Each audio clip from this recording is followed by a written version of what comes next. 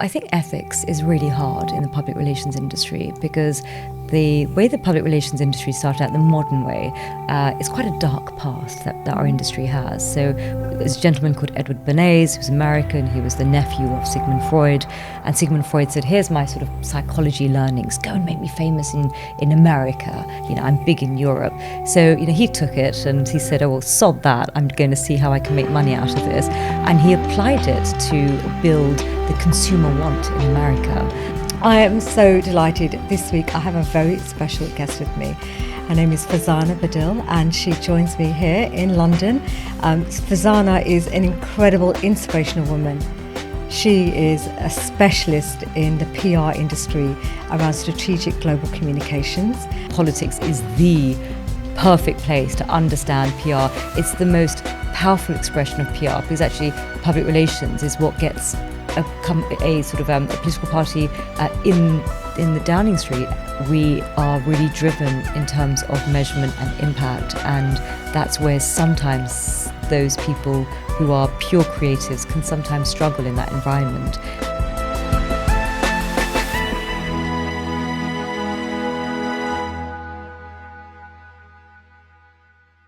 Thank you for coming and welcome to the show, Farzana, and I just can't wait to chat with you. Oh, well, thank you so much. I've been following your show and waiting for my turn, so I'm so grateful. So thank you. I'm glad. I wanted to interview my next person to be a powerful woman who is humble and also very feminine as well, with her beauty and embraces her professionalism and is a shining light and inspiration for other British Asian women as well. So thank you for saying yes. There's so much to talk about because you have so many dimensions to your life. But how did you get into the industry in the first place? God, growing up, I didn't even know that PR existed.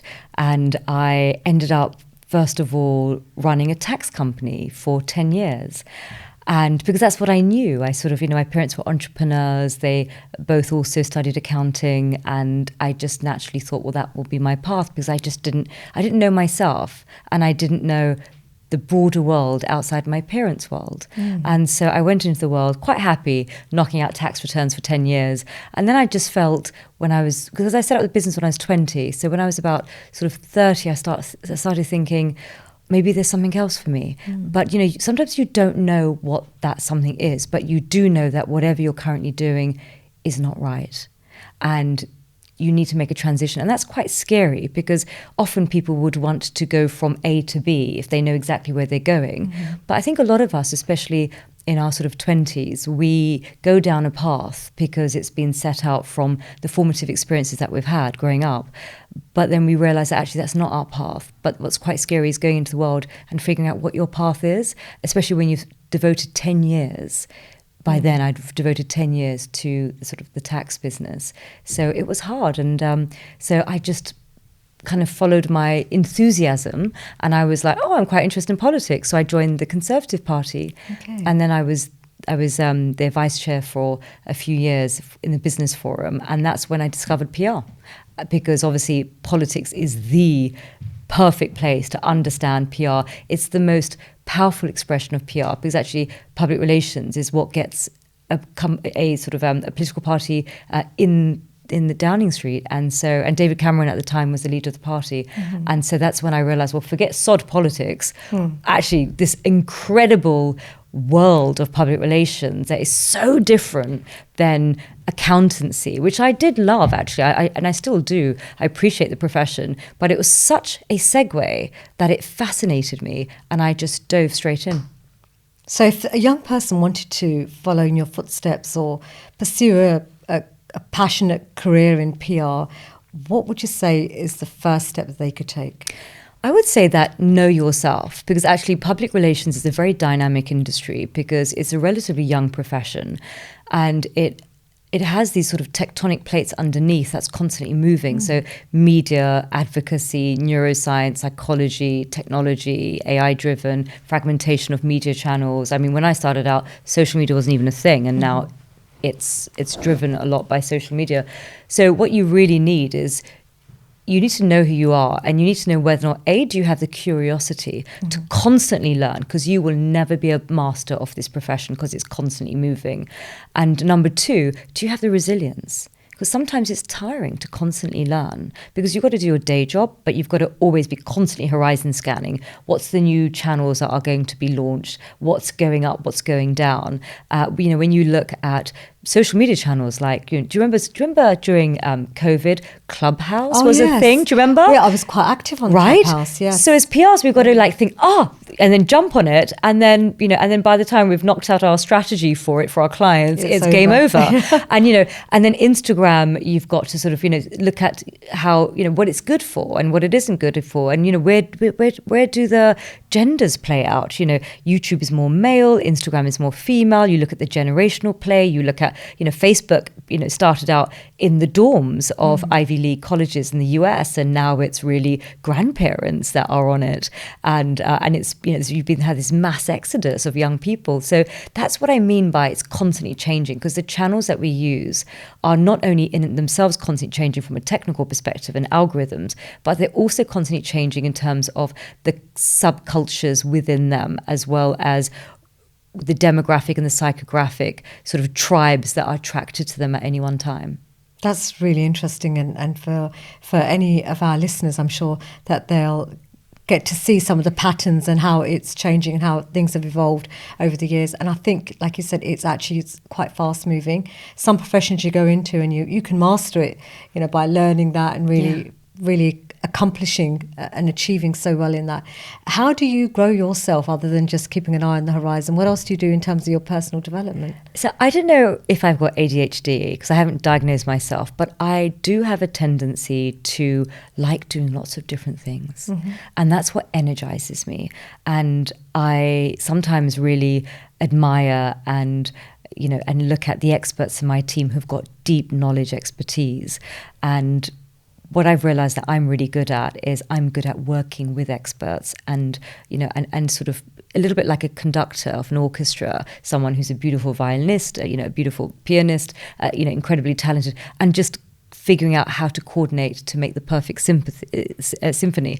And so I would say that's kind of my skill set, and that comes from innate curiosity, being a bit of a jack of all trades, but having deep respect for the experts and understanding the commercial brief as well. Because public relations is a bit like advertising.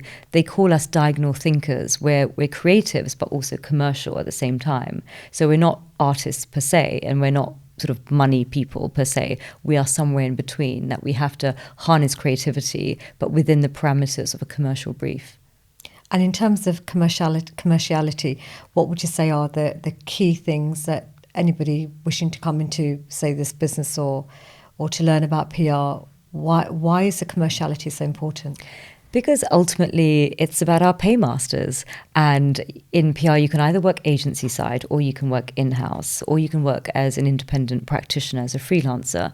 And you will always be given, you always have to understand that the public relations plan that you're going to create has to be within the constraints of a budget, because nobody has the budgets to just reach out to absolutely every soul in the world. And so you have to therefore understand, well, this is your budget, and budget is not only in terms of money, but it's also in terms of time.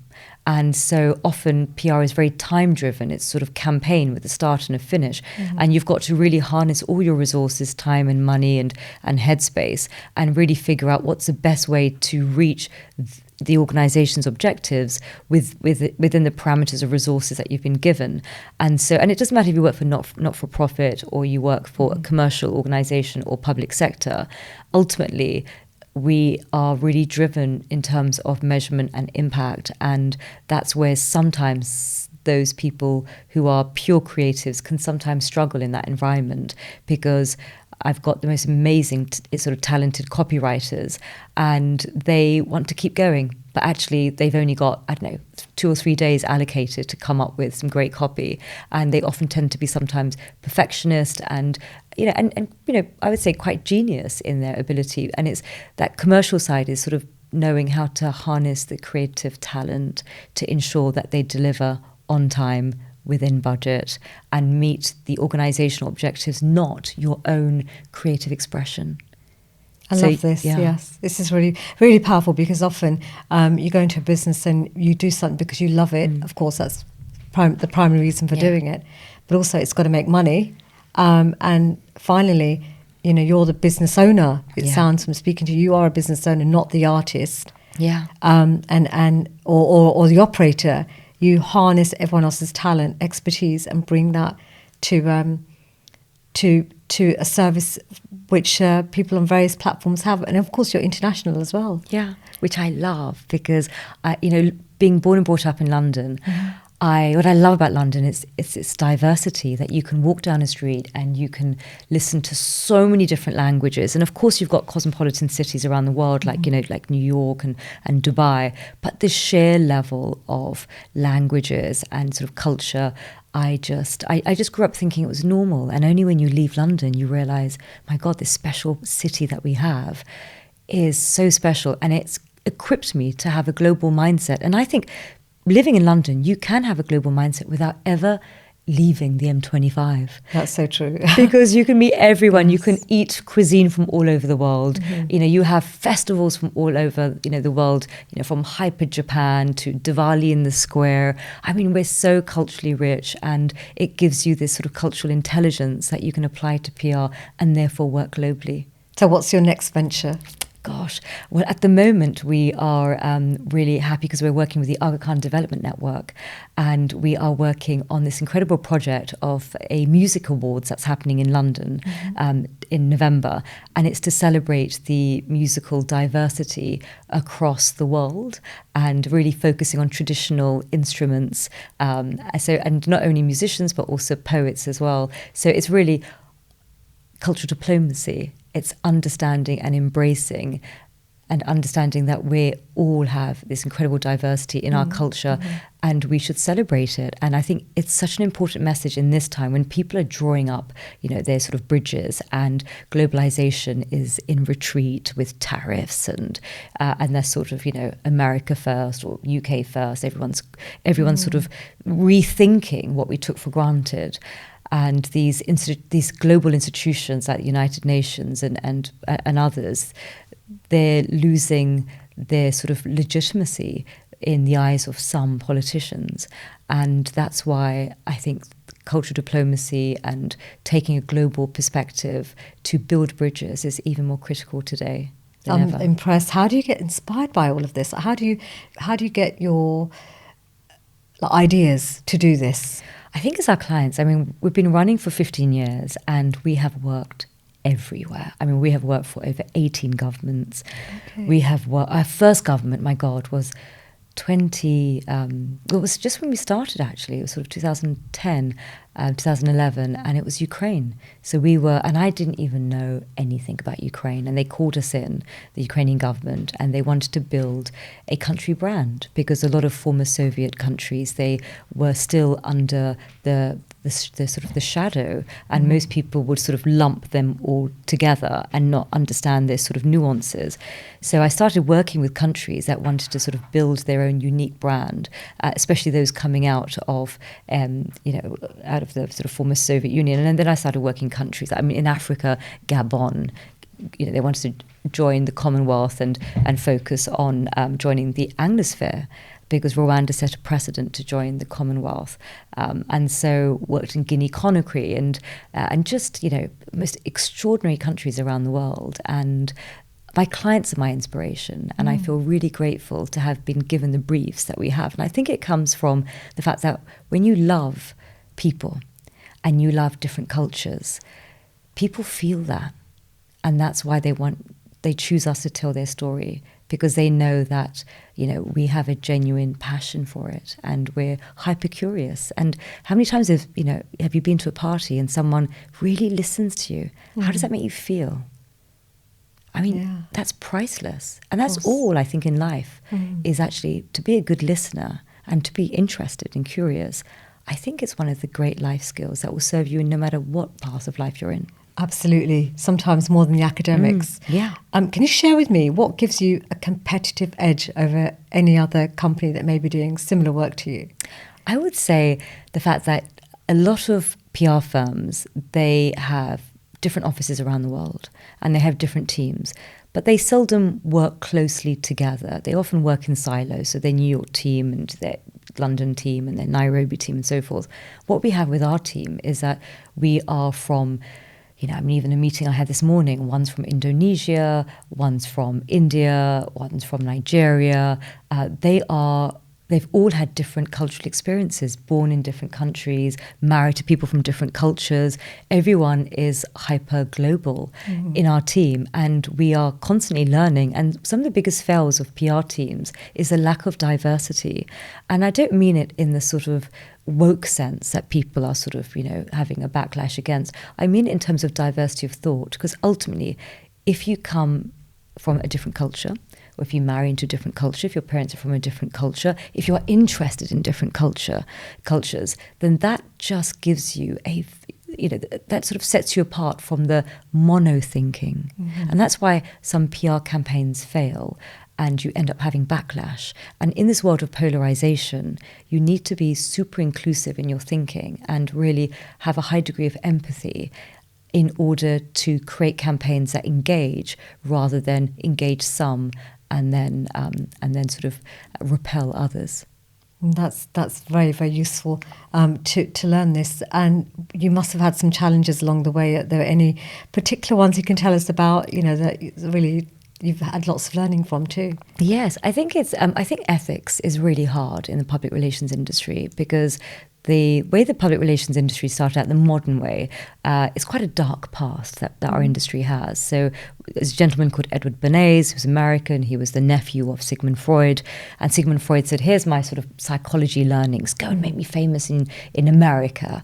I'm big in Europe. So, he took it and he said, oh, well, sod that. I'm going to see how I can make money out of this. And he applied it to build the consumer want in America by using public relations. And there was all sorts of work that he did, including overthrowing sort of governments in South America and sort of, terms like astroturfing, which is kind of creating a fake reality for journalists who then report it, and then, you end up manipulating public opinion. So it came from a very, very dark past. And I think one of the biggest challenges is in PR is how to practice thinking about ethics. And it's quite easy when you think about ethics when you work in one country and you live in one country. It becomes increasingly difficult when you work globally, because one country's ethics is completely different to another, because the world is so polarized and you have conflicts increasingly around the world. It's really hard to walk a path that is ethical from all sides. And I think that's kind of become really hard for me, because when I was just working in the UK, it was really easy for me to understand what's good and bad. And then when you start working with other governments, you start seeing other perspectives. And then you start thinking, oh God, who is right? Who is wrong? Who should we be working for? What should our cause be? And that's, I think, one of the biggest challenges. Is there anything else in your life that keeps you really motivated? Yes. So I serve on a number of charity boards, and the British Asian Trust, Halo Trust, and Soho Theatre. And what I love about serving on the board is that you really sort of set yourself apart from the executive team, in the sense that you focus on strategy and horizon scanning. And I love being a non-executive director. And I also love working with the executive teams of these charities, because you come across these people that have devoted their life to purpose.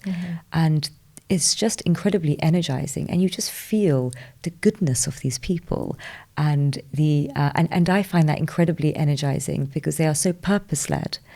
And it helps you to sort of rethink what your purpose is when you come across these incredibly purpose-orientated teams. So I think working with charities, volunteering, I would say to people, is a huge engine for growth. This year I became president-elect of the Chartered Institute of Public Relations, and it's really driven by a lot of volunteers across the country, and getting to meet volunteers and understanding the passion and the generosity of spirit behind the volunteer. So I think that for me is hugely energizing and motivating, and also makes me feel incredibly humble when I come across such people. And you share your time and talent so well with all of these organisations that you are part of, and it's a joy to be with you in the British Asian Trust as well. In terms of your rituals and things that you do on a daily basis, like how do you keep well? How do you keep your mindset strong, positive, resilience? You talked a bit about that in your business, but in your personal life, how do you, what kind of rituals and habits do you have on a daily basis, or even on a monthly basis, that support you? Well, two things I do. I don't focus so much on time management. I focus on energy management.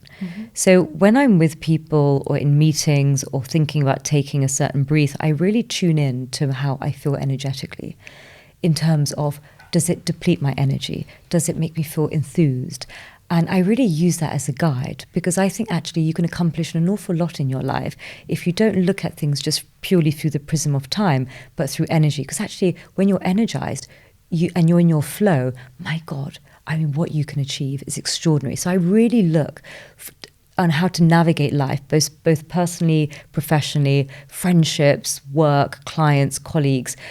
Is it conducive for me to be in my flow if I surround myself with these people and I focus on these briefs? So I think that's one area.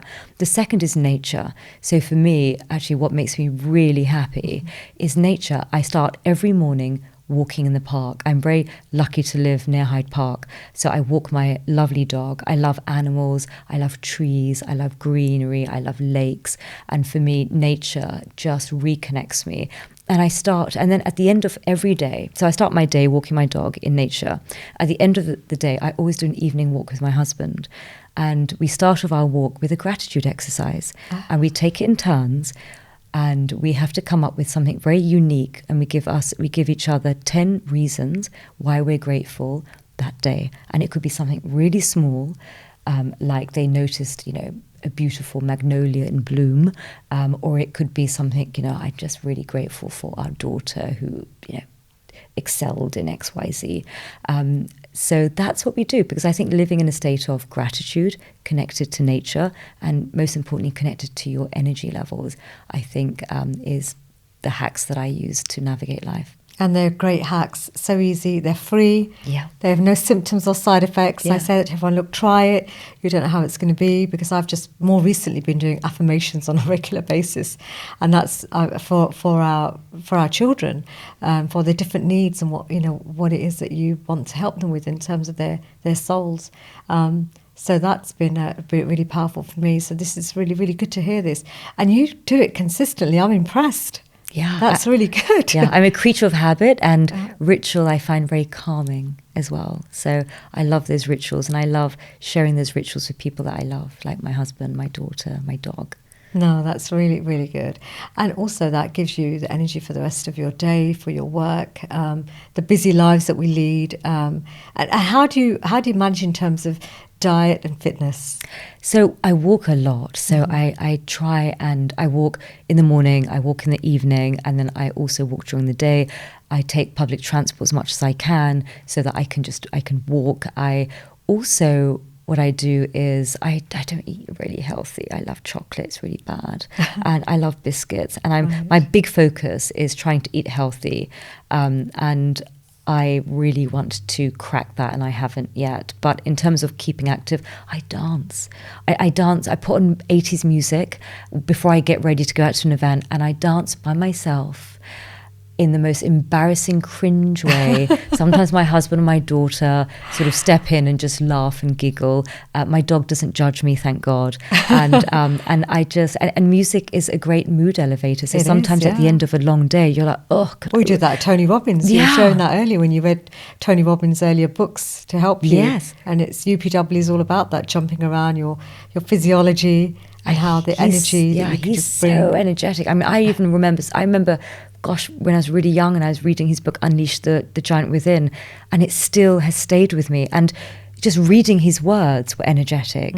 And when you saw clips of his videos and just how he speaks, and my God, you know, those people, they're such a gift to humanity. They are, and he truly is.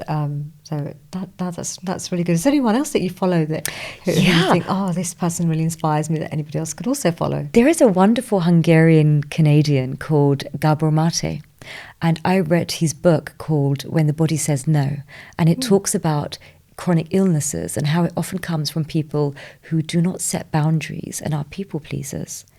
And he talks about the psychosomatic illnesses and the ramifications of basically doing things for everybody else and being selfless, which is such a lovely trait to have, but actually the harm it can do to yourself. And as a natural people pleaser and as a natural giver, I am really learning from him on how to set boundaries, how to make sure that my cup is full before I try and help others. And that's a really sort of critical area of development for myself. And as women, we tend to people please. As women from a South Asian cultural background, even more so.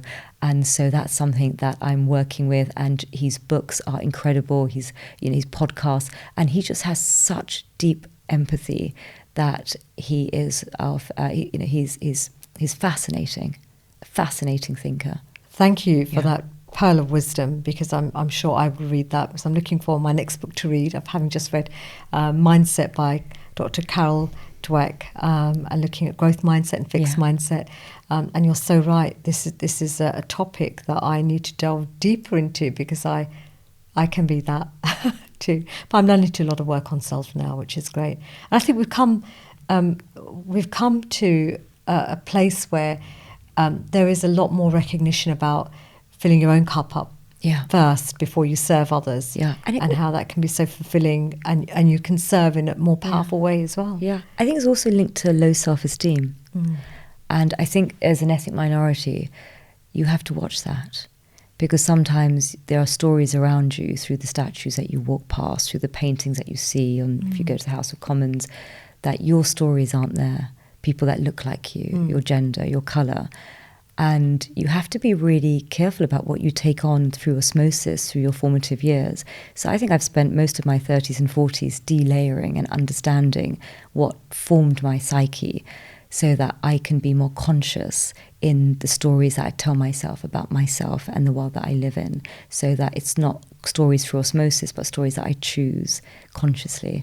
And that's linked a lot to a lack of self-esteem, which leads to people-pleasing, which leads to chronic illnesses. So there's all these links that's really, I find fascinating to explore as I am entering into my sort of perimenopause period. That's really powerful advice. And I do hope that our listeners will take some of that on board and read this excellent book. People can keep up with your journey through mostly LinkedIn. Instagram, I would say, are my two. Sort of Instagram is more kind of just life and lots of dog pictures. So, you know, if you like cockapoos, then absolutely Instagram's the way to go. LinkedIn, much more about my professional life. And tell us more about your podcast show as well. Oh, well, I'm very thrilled to have joined Doug Downs, who's a Canadian co-host of Stories and Strategies. So it's a PR podcast. It's the world's most listened to PR podcast. All his hard work, not mine. I just joined literally a couple of months ago. And we interview people who are storytellers. And we really try and focus on 20 minutes of insight from the world's greatest thinkers on storytelling that you can apply to your lives, whether you're in the industry or not. Thank you so much for this. It's been so wonderful speaking with you today, Farzana. You've really uplifted me, and I know that you've given so much value to our listeners as well. Thank you so much for coming today. Thank you. Thank you for what you do with this incredible podcast and spreading joy and inspiration. Oh, thank you, Farzana. Appreciate that. Thank you.